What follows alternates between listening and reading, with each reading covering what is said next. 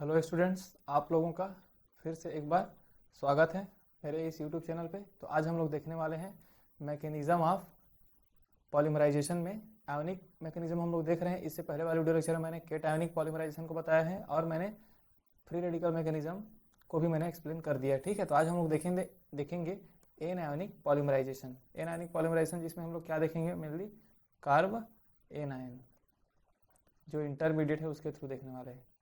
ठीक है, केटायनिक पॉलीमराइजेशन में क्या करते हैं हम लोग, कार्बो केटायन इंटरमीडिएट बनता था तो उसके लिए इसको केटायनिक पॉलीमराइजेशन बोला गया। कार्ब एनायन इंटरमीडिएट बनेगा इसमें, इसलिए इसको क्या बोला जा रहा है, एनायनिक पॉलीमराइजेशन बोला जा रहा है। समझते हैं इसको। तो ये मेनली हम किस पे पढ़ रहे हैं, एडिशन पॉलीमराइजेशन पे पढ़ रहे हैं ना। सबसे पहले देखते हैं तो इसमें कौन कौन सी स्टेप होता है। सबसे पहला चैन इनिशिएशन स्टेप। तो चैन इनिशिएशन स्टेप में क्या होता है, आयोनिक पॉलीमराइजेशन कहने का मतलब anionic polymerization initiated by the base such as KNH2 या फिर C4H9 लिथियम प्लस रहता है, यहाँ पे माइनस रहता है, बेस के जैसे काम करता है ये। और बाकी KNH2 ये भी है, पोटेशियम सोडामाइड ये भी आपके बेस है ना। तो देखते हैं कैसे ये बेस की सबसे पहले चैन इनिशिएशन स्टेप में होता क्या है और कैसे कार्बन आयन बनता है। तो एक हम लोग लेते हैं यहाँ पर कोई भी एक मोनोमर ले लेते हैं, एल्कीन ले लेते हैं, CH2 एक एल्कीन है। और क्या किया है यहाँ पर, देखिए यहाँ पर सबसे पहले एक स्टेप और समझते हैं। इससे पहले जो KNH2 है वो कैसे ब्रेक होता है, तो K प्लस और NH2 माइनस में है ना। पोटेशियम पे प्लस चार्जेस और NH2 पे माइनस, तो यहाँ पर लिख देते हैं NH2 पे माइनस चार्जेस। तो क्या करेगा ये NH2 माइनस यहाँ पे अटैक करेगा, तो ये वाला जो बॉन्ड है वो इस वाले कार्बन पे जाएगा। तो क्या बना ये, देखिए यहाँ पर बना CH2 पे माइनस चार्जेस, ये हो गया आपका CH2, ये हो गया आपका NH2। तो ये एक बन गया हमारा न्यू कार्ब एनायन। ठीक है, ये हो गया चैन इनिशिएशन स्टेप में एक नया कार्बन आयन बन गया। अब उसके बाद हम लोग और देखते हैं आगे चैन प्रोपोगेशन स्टेप में। अब ये जो नया कार्बन आयन जो बना है एक, मतलब या फिर डायरेक्टली लिखेंगे, नया नहीं लिखते, चलो कार्बन आयन, जो एक कार्बन आयन बना है इंटरमीडिएट जो भी बना है, इसको हम लोग क्या करेंगे, प्रोपोगेशन स्टेप में जाएगी। तो प्रोपोगेशन स्टेप में क्या होगा, मैं सबसे पहले लिख देता हूँ NH2, थोड़ा चेंज करके लिख रहे हैं डायरेक्शन क्योंकि हमें आगे मैकेनिज्म ड्रॉ करना है। एक हम यहाँ पे मोनोमर लेंगे किसका, एल्कीन का, CH2 और CH2। ये वाला जो कार्बन आयन बना वो अटैक करेगा, तो ये वाला इलेक्ट्रॉन बॉन्ड का जो इलेक्ट्रॉन है वो इधर कार्बन पे ट्रांसफर होगा। तो ये आपका बन गया H2N NH2 का, ये हो गया आपका CH2 कनेक्ट हो गया CH2 माइनस पे, ये आपका बन गया इसको न्यू एक carb anion. Only carbon ion बना था ऊपर वाला, ये न्यू कार्बन आयन बन गया।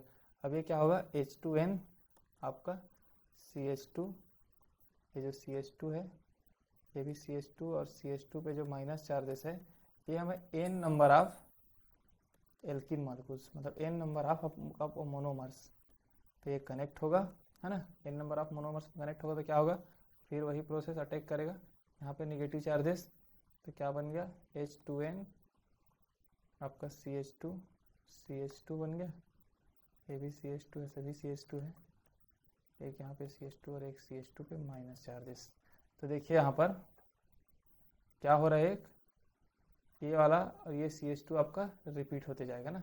ये वाला जो इतना पोर्शन था ये फर्स्ट स्टेप से आया था चैन इनिशिएशन से, ये वाला ग्रुप आपका चैन ये मोनोमर ऐड होते जा रहा है, लेकिन यहाँ पर जो रिपीटेड हो रहा है वो CH2 जो है ना ये रिपीट होते जा रहा है, इसलिए इसमें n लगा दिए क्योंकि हमें किसको दिखा रही है, अब आपको दिखा रही है पॉलीमर्स को दिखा रहा है, पॉलीमराइज हो रहा है उसको दिखा रहा है। तो चैन प्रोपोगेशन स्टेप में एक नया कार्बन आयन बनेगा, वो आपका n नंबर ऑफ मोनोमर से कनेक्ट होगा तो एक पॉलीमर फॉर्म में बनेगा, जो हम यहाँ पे पॉलीमराइज फॉर्म में दिखा दिए चैन प्रोपोगेशन स्टेप। चैन प्रोपोगेशन स्टेप में आप क्या करेंगे, 2 स्टेप बना देंगे, ये काफ़ी हो जाता है ना।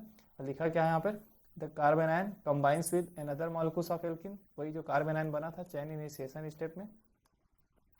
ठीक है, ये एक कार्बन आयन बना है, क्या हुआ, ये वाला जो एक कार्बन आयन बना है वो क्या किया, combines with another molecule of alkene to form a new carbanion. तो देखो जब ये वाला कार्बन आयन कंबाइन हुआ तो क्या बना, एक new carbon ion, and the process continue till a long chain high molecular weight anion is produce. इसके बाद ये प्रोसेस चलता रहेगा, n नंबर ऑफ मोनोमर से कनेक्ट होते रहेगा, फिर क्या करेगा ये फाइनली हमारा एक molecular weight, high molecular weight का हमें एनायन कार्बन आयन हमें मिलेगा, मतलब पॉलीमर के फॉर्म में मिल जाएगा, ठीक है, प्रोड्यूस हो जाएगा। अब हम देखते हैं चेन टर्मिनेशन स्टेप, वही चीज़ है। क्या हो रहा है, अगर हम उस निगेटिव चार्जेस को, उस कार्बन आयन को टर्मिनेट नहीं करेंगे तो हमारा जो पॉलीमर जो बन रहा है वो लगातार बनते चला जाएगा, बहुत लंबा एक लॉन्ग चेन बन जाएगा, है ना, बहुत ज़्यादा मॉलिक्यूलर वेट का हमें पॉलीमर बन जाएगा। तो जैसा हमारे डिमांड के हिसाब से, जैसा हमारे जो भी हमें डिमांड है, जैसा हमें एप्लीकेशन के हिसाब से क्या करते हैं उसको हम लोग टर्मिनेट करते हैं उस स्टेप तक, तो उसको हम बोलते हैं चेन टर्मिनेशन स्टेप। तो इसमें हम क्या करेंगे, उसको टर्मिनेट करेंगे, तो chain terminated either by the combination with positive ions और लॉस ऑफ प्रोटॉन्स। तो इसमें क्या करेंगे, पॉजिटिव आयंस के थ्रू करेंगे, लॉस ऑफ प्रोटॉन्स इसमें नहीं है, ठीक, इसको मत लिखिएगा, आप सिर्फ लिखिएगा chain is terminated either by the combination with positive ion. तो देख लेते हैं यहाँ पर कैसे करेंगे उसको हम लोग। तो ये आपको बना हुआ है H2N CH2 बना है, और क्या बना है CH2 में N था, और बना है आपका CH2 माइनस। हमारे पास देखिए हम लोग K NH2 से स्टार्ट किए थे, तो हमारे पास क्या बना था, K प्लस और NH2 माइनस बना था, तो NH2 माइनस का यूज़ कर दिए, K प्लस बचा है, तो हम क्या करेंगे, इसी K प्लस को यहाँ पर लेंगे, ठीक है।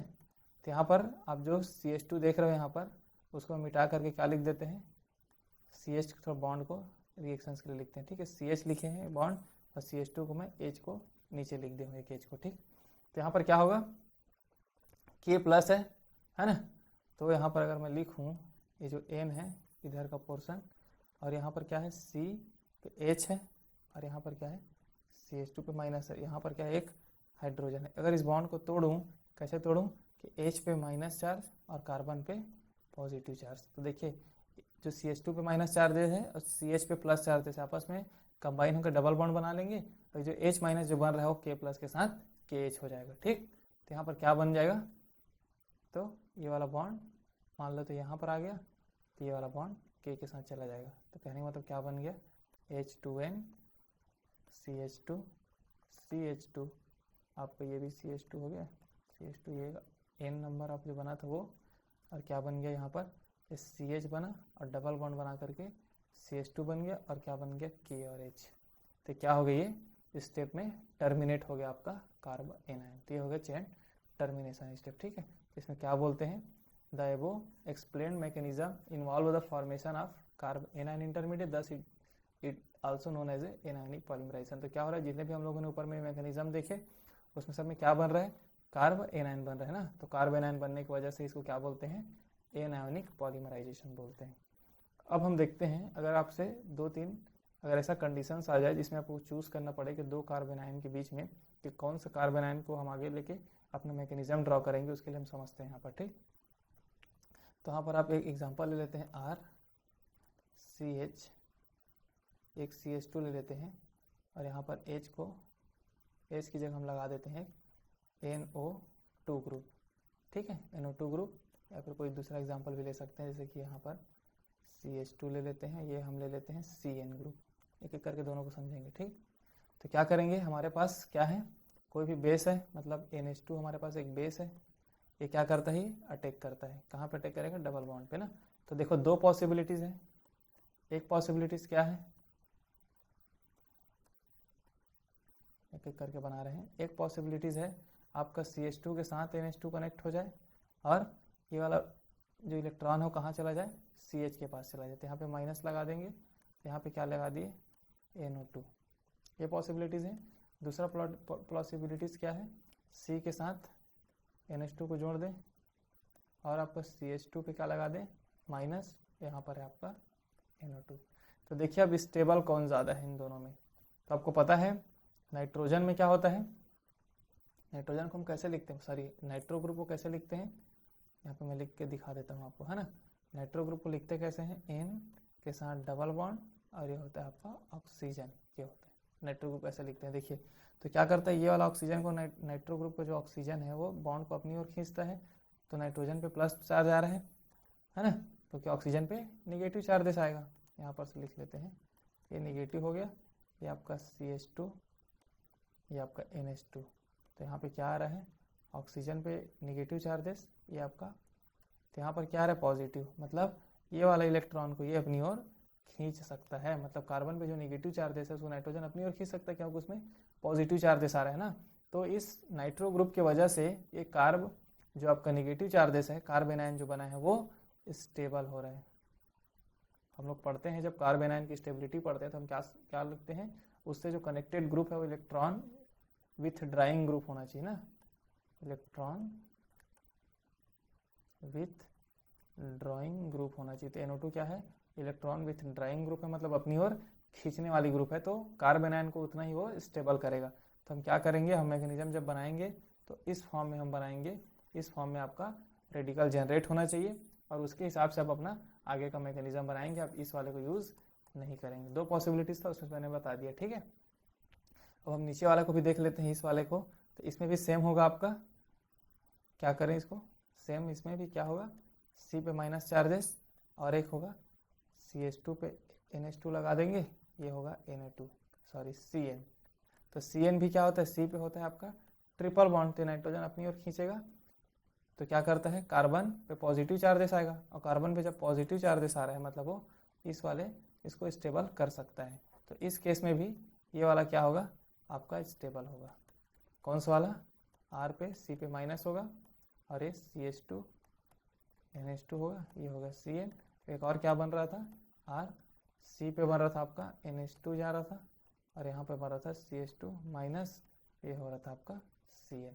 तो इस वाले में भी ये स्टेबल हो रहा है और यही वाला को मतलब ये कार्ब एन आयन को स्टेबल कर रहा है, कि कौन स्टेबल कर रहा है, ये CN ग्रुप के NO2 ग्रुप।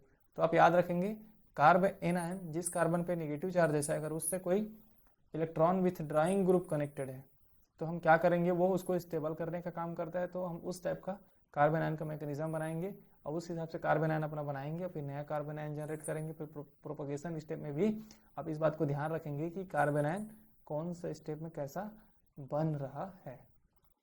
अगर मैं एक मैकेनिज्म बना दूं तो क्या हो सकता है इसमें, मान लेते हैं कार्बन आयन बन गया हमारे पास, है ना, ये बन गया है चैन इनिशिएशन स्टेप से नाइट्रो ग्रुप की वजह से ऐसा बना है, इसमें CH2 और NH2 ग्रुप है। अब हमारे पास फिर एक अपना मोनोमर लाएंगे NO2 ग्रुप और ये हमारा मोनोमर है। तब देखिए ये अटैक करेगा यहाँ पर, तब अटैक करेगा तो क्या होगा, इस कार्बन पे मतलब नाइट्रो ग्रुप जुड़ा उस कार्बन पे क्या लाना है, हमें निगेटिव चार्जेस लाना है ना, क्योंकि वो स्टेबल होता है। तो कैसे कनेक्ट करेंगे इसको, C तो आपका NO2 ग्रुप और आपका जो CH2 NH2 ग्रुप तो जुड़ा हुआ है, तो इस कार्बन से कौन सा जुड़ेगा, आपका CH2 ग्रुप जुड़ेगा। फिर क्या होगा, C पे होगा माइनस, फिर आपके यहाँ पे R या फिर NO2 लिख देते हैं इसको और इसको लिख देते हैं R। तो देखिए ये वाला स्टेप हो रहा है, मतलब नेगेटिव चार्जेस किस पे आ रहा है, कार्बन पे ही आएगा जिसमें नाइट्रो ग्रुप जुड़ा हुआ है, क्योंकि यही कार्बन पे नेगेटिव चार्जेस को नाइट्रो ग्रुप स्टेबलाइज कर रहा है। तो आप इस टाइप से मैकेनिज्म को बनाएंगे कि जिसमें जो कार्बन आयन है वो स्टेबल होते जाए। और आपको इस मेथड को याद ही रखना है और इस फार्मूले को आपको यूज़ करना है, मतलब इस कॉन्सेप्ट को यूज़ करना है कि कार्बन आयन को stable electron with drawing group करता है। तो ये पॉइंट को आप याद रखेंगे, फिर आप अपना मैकेनिज्म ड्रॉ करेंगे अगर क्वेश्चंस में अगर आ जाता है तो। बाकी अगर सिंपल आपको एनायनिक पॉलीमराइजेशन लिखने के लिए अगर आता है डायरेक्टली सेमेस्टर एग्जाम में, तो आप सिंपल एग्जाम्पल लेकर के उसको आप कर सकते हैं, जिसमें कोई भी प्रॉब्लम नहीं होगा। लेकिन अगर क्वेश्चंस में आ जाता है तब के केस में आपको ध्यान रखना है, ठीक है। तो मैं उम्मीद करता हूँ आपको समझ में आ गया होगा, आपको कॉन्सेप्ट आपको अच्छे तरीके से समझ में आ गया होगा। अगर आपको कुछ भी डाउट्स हो तो आप कमेंट बॉक्स में कमेंट कर सकते हो। अगर आपको अच्छा लगा होगा तो वीडियो को लाइक कर दो, चैनल को सब्सक्राइब कर दो। मिलते हैं नेक्स्ट वीडियो लेक्चर में अगला टॉपिक लेकर के पॉलीमर केमिस्ट्री से रिलेटेड। तब तक के लिए वीडियो को देखने के लिए थैंक यू।